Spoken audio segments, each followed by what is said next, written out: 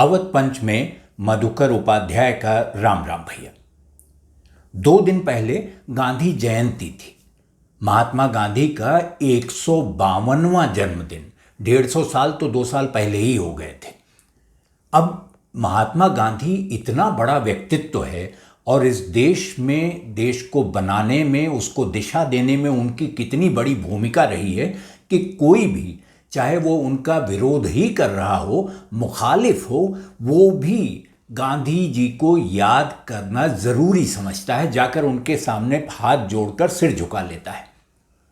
प्रधानमंत्री नरेंद्र मोदी हों या दूसरे देशों के नेता हों या विपक्ष के नेता हों या वो लोग भी जिनको ये हमेशा लगता रहा कि महात्मा गांधी ने इस देश के साथ अच्छा कुछ नहीं किया, बुरा ही किया, उनको भी गांधी जयंती पर हाथ जोड़ने ही पड़ते हैं गांधी को, क्योंकि गांधी एक ऐसा स्तंभ हैं जिनके आसपास ही हिंदुस्तान घूमता रहा है और आगे भी लगता है घूमता ही रहेगा। सबने महात्मा गांधी को अपने अपने तरीके से याद किया। किसी ने उनकी लाठी के हवाले से उनको याद किया, किसी ने सफाई के हवाले से गांधी को याद किया और किसी ने नाथूराम गोडसे के हवाले से गांधी को याद किया। लेकिन काम किसी का चला नहीं गांधी के बिना। गोडसे अमर रहे गांधी जयंती के दिन ट्विटर पर ट्रेंड कर रहा था। आप समझ सकते हैं कि कैसी स्थितियां रही होंगी। गांधी जयंती के ठीक एक दिन बाद हरियाणा के मुख्यमंत्री मनोहर लाल खट्टर ने किसानों की एक सभा को संबोधित किया। किसान आंदोलन चल ही रहा है और उसी में उन्होंने उस सभा को संबोधित किया और वो भी बहुत कोशिश करके भी अपने आप को गांधी की लाठी से आगे नहीं ले जा सके। उन्होंने कहा किसानों की सभा में, और जाहिर है वो भारतीय जनता पार्टी की चूंकि हरियाणा में सरकार है तो उन्हीं के समर्थक किसान रहे होंगे, उनसे कहा कि ये लोग बहुत थोड़े से हैं, हरियाणा के बहुत बड़े हिस्से पर किसान आंदोलन का असर भी नहीं है, और जो है अगर आप लोग 500-500, 700-700, 1,000 लोगों का समूह बना लें और लठ लेके निकल पड़े तो इनको, किसानों का आप इलाज कर देंगे आसानी से। और बिल्कुल जैसे वो सहज भाव से बोल रहे थे, उन्होंने कहा कि आपको डरने की जरूरत नहीं है, आपको जमानत करने की, जमानत लेने की चिंता नहीं होनी चाहिए। आप लठ लेकर निकलिए और संस्कृत का एक श्लोक, उसका एक छोटा सा हिस्सा याद रखिए, शठे शाठ्यम समाचरेत, मतलब जो बदमाश है उसके साथ बदमाश की तरह ही व्यवहार किया जाना चाहिए, शठ के साथ शठ जैसा व्यवहार होना चाहिए। तो उन्होंने शठे शाठ्यम समाचरित कहते हुए किसानों से कहा कि लाठी उठाओ, आगे बढ़ो और जैसे को तैसा कर दो। चंडीगढ़ की वो सभा खत्म हुई, उस पर विरोध हुए, उस पर सीएम खट्टर पर आरोप लगे कि वो किसानों को भड़का रहे हैं और उन्होंने कहा कि ये सब बिल्कुल गलत बयान है।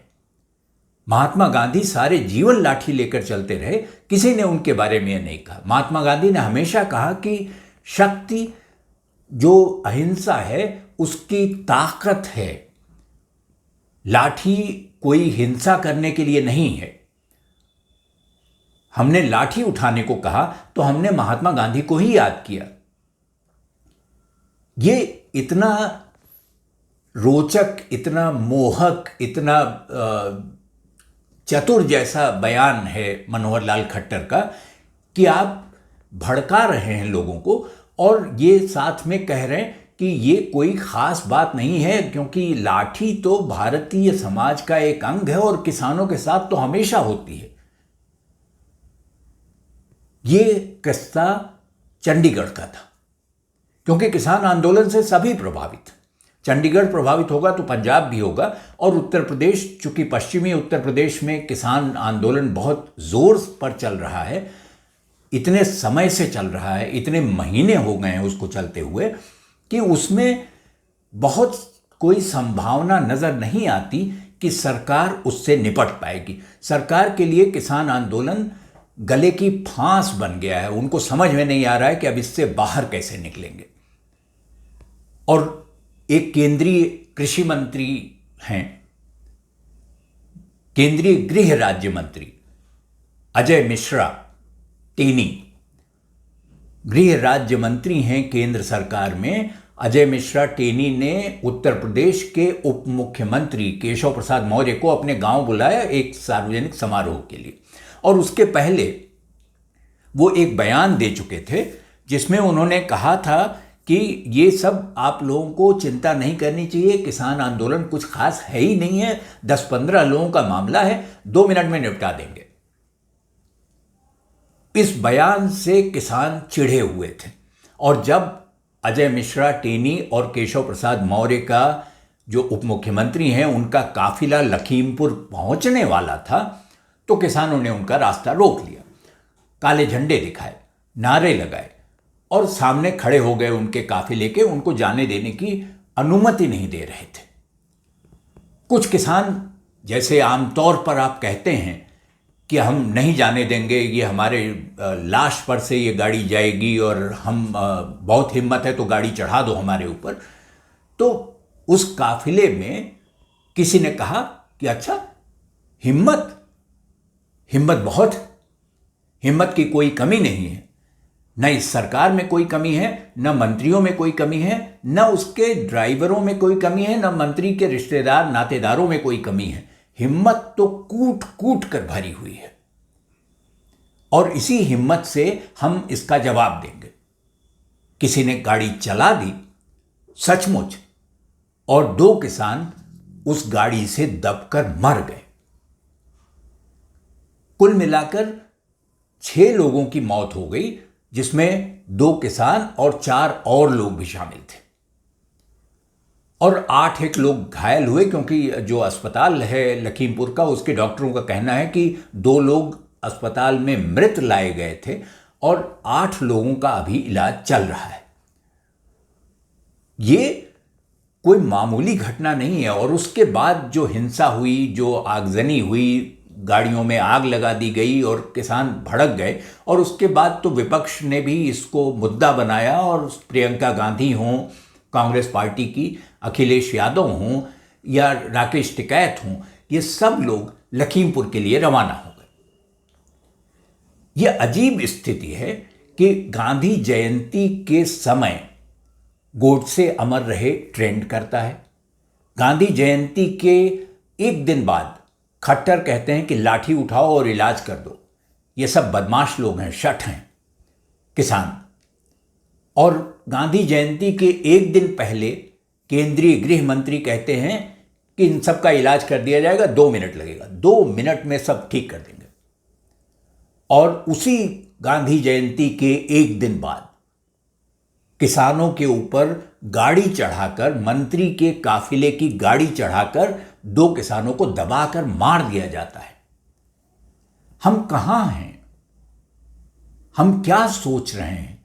हम किस दिशा में जा रहे हैं? क्या ये एक घोर अमानवीय क्रूर कृत्य नहीं है? क्या इस तरह की घटनाएं, जिसका हवाला गांधी के समय में अंग्रेज शासकों के बारे में दिया जाता था कि वो उन्होंने गाड़ियां चढ़वा दी लोगों पर, उन्होंने हाथ में कील ठुकवा दी, नीम के पेड़ से ठोंक दिया, उन्होंने किसके साथ क्या क्या नहीं किया, क्या अंतर आ गया है? क्या आजादी के बाद भी शासन करने की, सत्ता चलाने की सूरतें यही हैं जो उस समय थीं? जो 80 साल पहले थी उसमें कुछ नहीं बदला? क्या अब भी शासक अपने आप को महाराजा राजा समझता है और समझता है कि उसका विरोध पूरे देश का विरोध है? किसान आंदोलन को इस तरह दबाने का प्रयास मुझे लगता है बहुत कामयाब नहीं होने वाला है, उल्टा सिर पर पड़ने वाला है।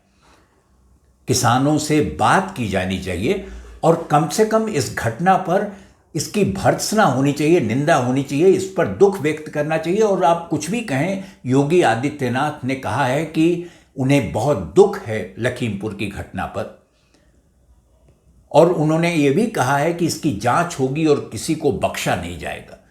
तो वो हमेशा कहते रहते हैं, सारे नेता कहते रहते हैं। गोरखपुर में जो कांड हुआ उस पर भी उन्होंने कहा कि किसी दोषी को बख्शा नहीं जाएगा। पुलिस से उन्होंने कहा कि छोटी सी चूक आप लोग कर देते हैं और उसी में सब कांड हो जाता है, आपकी छवि धूमिल हो जाती है, तार तार हो जाती है। एक आदमी की होटल में हत्या को छोटी सी चीज उन्होंने बताया। ये घटनाएं एक तरफ इशारा करती हैं। ये हम पर है कि हम उस इशारे को किस तरह समझते हैं और कैसा समझते हैं और किस तरह की प्रतिक्रिया व्यक्त करते हैं। क्योंकि ये घटनाएं लगता नहीं है कि हमने इसका अंत देख लिया है। तो आज इस अंक में इतना ही। अवध पंच के अगले अंक में आपसे भेंट होगी, तब किसी और विषय पर चर्चा करेंगे। तब तक आप अवध पंच देखते रहिए और हमें लिखिए awadhpanch@gmail.com पर। आपकी प्रतिक्रियाओं का स्वागत रहेगा। तो अगले अंक में आपसे भेंट हो, तब तक के लिए राम राम भैया।